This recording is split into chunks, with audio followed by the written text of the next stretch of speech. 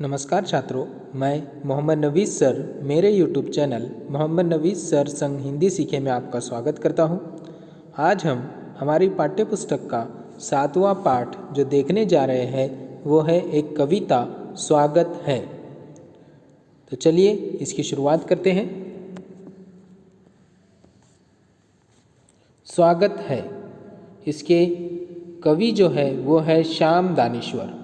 तो चलिए सबसे पहले कवि परिचय देख लेते हैं। श्याम दानेश्वर जी का जन्म फरवरी 1943 में हुआ। शिक्षा प्राप्त करने के पश्चात आप हिंदी अध्यापक के रूप में कार्यरत रहे। हिंदी के प्रति लगाव होने के कारण साहित्य रचना में रुचि जागृत हुई। प्रवासी साहित्य में मॉरिशियस के कवि के रूप में आपकी पहचान बनी। अपने परिजनों से विछोह का दुख, गुलामी का दंश और पीड़ा आपके काव्य में पूरी संवेदना के साथ उभरी है। यथार्थ अंकन के साथ भविष्य के प्रति आशावादिता आपके काव्य की विशेषता है। प्रवासी भारतीय साहित्य में आपका महत्वपूर्ण योगदान रहा है।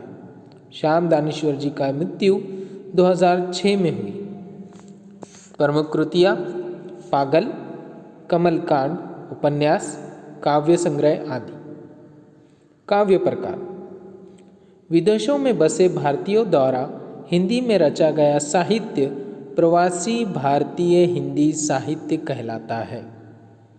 इन रचनाओं ने नीति मूल्य, मिथक, इतिहास, सभ्यता के माध्यम से भारतीयता को सुरक्षित रखा है।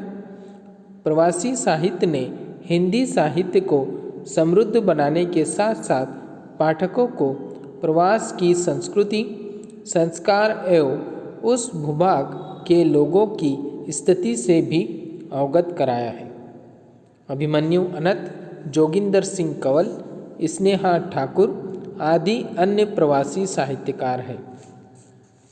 काव्य परिचय: प्रस्तुत कविता में कवि प्रवासी भारतीयों को अपनी विगत दुखद स्मृतियाँ भुलाकर मॉरिशियस आने के लिए प्रेरित कर रहा है।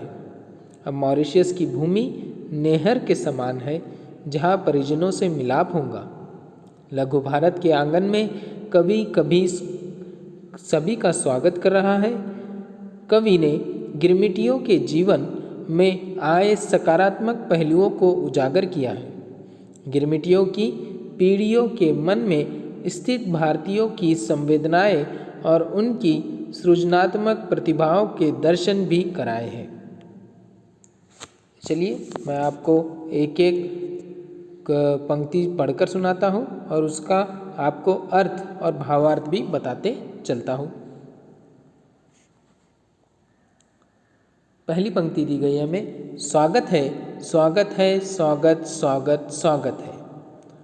आओ आओ आओ ओ मेरे भाइयों, बिखरे हुए मेरे परम दोस्तों, आप सबों का सप्रेम स्वागत है। एक ही माँ के बालक हैं हम और अनेक देशों में बिखरे हैं। आज मिलन हमारा हो रहा कई युगों के बाद, तुम सब मॉरिशियस की भूमि पर पधार रहे हो, आज स्वागत है। अर्थ देख लेते हैं।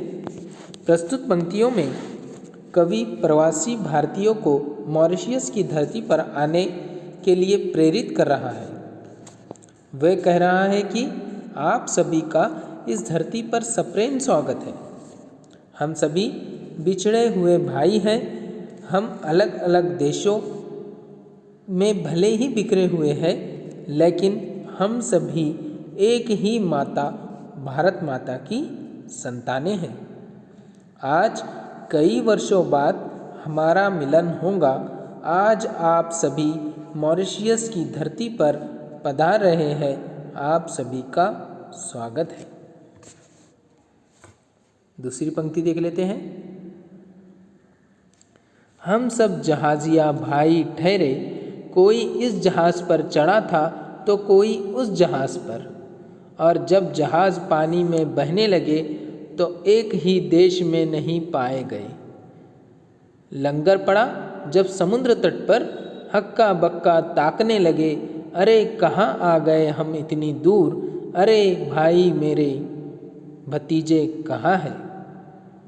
इस जहाज़ में जगह नहीं थी, फिर उस जहाज़ पर तो चढ़े थे, स्वागत है। अर्थ है इसका, प्रस्तुत पंक्तियों के माध्यम से कवि कहता है कि हम सभी जहाजिया भाई, क्योंकि हम सभी को मजदूरी करने के लिए अपने देश के कई जहाज़ों में भरकर विदेशों में भेजा गया था। कोई उस जहाज़ पर चढ़ा था तो कोई इस जहाज़ पर चढ़ा था। ये जहाज़ कई देशों में गए।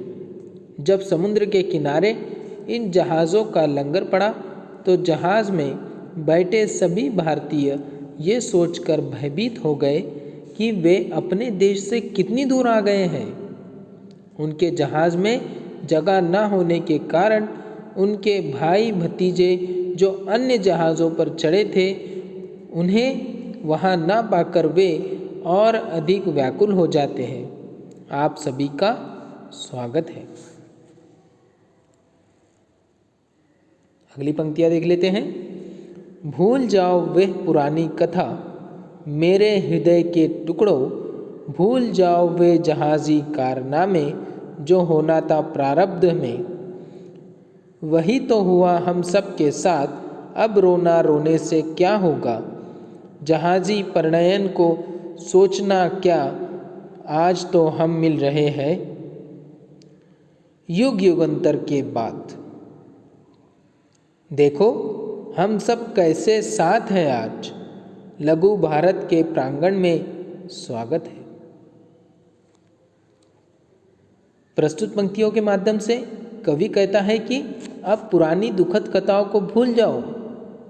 जहाज़ों पर बिठाकर किस तरह हमें अपने ही देश से निकाल दिया गया था, उन बातों को अब भुला दो, क्योंकि वही हमारा भाग्य था। अब हमें उन बातों को याद करके दुखी नहीं होना चाहिए। जहाज़ों की उन दुखद यात्राओं को याद करने में अब कोई लाभ नहीं है। आज युगों बाद हम सभी एक बार फिर एक साथ होंगे। हम सभी भारत के इस छोटे से आंगन यानी मॉरिशस में एक साथ एकत्रित हो रहे हैं। आप सभी का स्वागत है। अगली पंक्तियां देख लेते हैं। पनिया जहाज पर कौन चढ़ेगा अब भैया, बड़ा डर लग रहा है उससे तो। कहीं पुन दौरा न दे इतिहास हमारा, इस उस धरती पर बिखर न जाए। खोजते हुए नीच बंधुओं को, आसमान की राह पकड़ आगे चल। मॉरिशस की भूमि पर उतरेंगे सब, नेहर हो जैसे वही हमारा। बाबुल के लोग वही मिलेंगे, देश परदेश के नाम मिटेंगे। आंसू थामे वही मिलेंगे, स्वागत है। प्रस्तुत पंक्तियों के माध्यम से कवि कहता है कि भाई अब तो पानी वाली जहाज़ों पर सफ़र करने से भी डर लगता है। कहीं फिर वही पुरानी इतिहास ना दोहरा दिया जाए और हम सभी एक दूसरे से बिछड़ ना जाए। इस पानी के जहाज़ पर चढ़ने से अच्छा है कि हम सभी हवाई जहाज़ से मॉरिशस चले। वह हमारे नहर की भांति है, जहाँ हम अपने बिछड़े हुए पूर्वजों के परिवारों से मुलाकात करेंगे। वहाँ पहुंचकर हमारे बीच की दूरियां खत्म हो जाएगी। हर्ष के अश्रुपूरित नेत्रों से हमारा स्वागत करते हुए हमारे अपने हमें वही मिलेंगे। आप सभी का स्वागत है।